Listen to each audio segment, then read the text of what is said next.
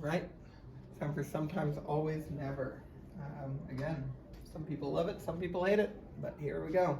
I'm going to use S, A, or N just to kind of save space here. We've got 3 points, sometimes, always, or never, lie in exactly one line.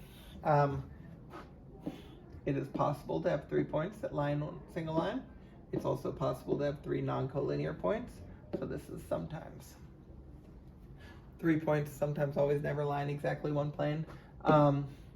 Most of the time when you think about 3 points, they define a plane, so it's right there.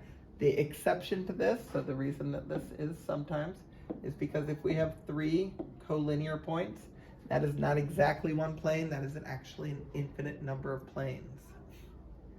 35, 2 intersecting lines always intersect in exactly one point. We talked about this in class. 2 intersecting lines, if they intersected no points, then they're not intersecting. If they intersected more than one, then it's impossible because one of the lines bent. In 36, 2 intersecting planes intersected exactly one point, never. 2 intersecting planes are always going to intersect in a line. 2 planes, sometimes, always, or never intersect. I'm going to go sometimes intersect because we can't have parallel planes. Think about the ceiling and the floor. A line and a point not on that line. Line and a point not on that line. Never lie in more than one plane because we've got a line, which by definition is made up of at least 2 points, and then a point not on that line gives us 3 non-collinear points, so that defines that plane. Sorry. 39, 3 collinear points never lie in exactly one line. This one right here, taking us right back up to there. When they are collinear, it's an infinite number of planes. I think I might have said points there, sorry. Number 40, 2 lines, sorry.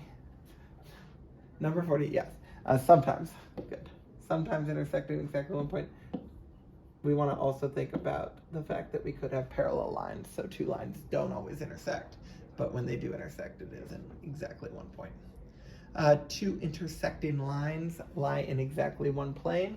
This is true. Again, going back to here, now we're establishing those 3 points because we have the point of intersection, 1 point not on the blue line, and 1 point not on the purple line. So we've got our 3 points, which defines a plane. I'm sorry, I said true. I should have said always. Staring at that. Woo! 42. A line contains exactly 1 point. Never. No. A line is made up of at least 2 points. Actually, it's an infinite number, but that's okay. At least 2 points. A postulate is a statement assumed to always be true without a proof. Don't worry, we'll save the proofs for next unit. We've got ray xy and ray yx. Those are not the same. Remember, ray xy is going to go from x in the direction of y, while ray yx will go from y in the direction of x. So this is never. And 45, a point is always a capital letter. Yep. Never going to use a lowercase letter for a point. And finally, the edge of a drawn plane is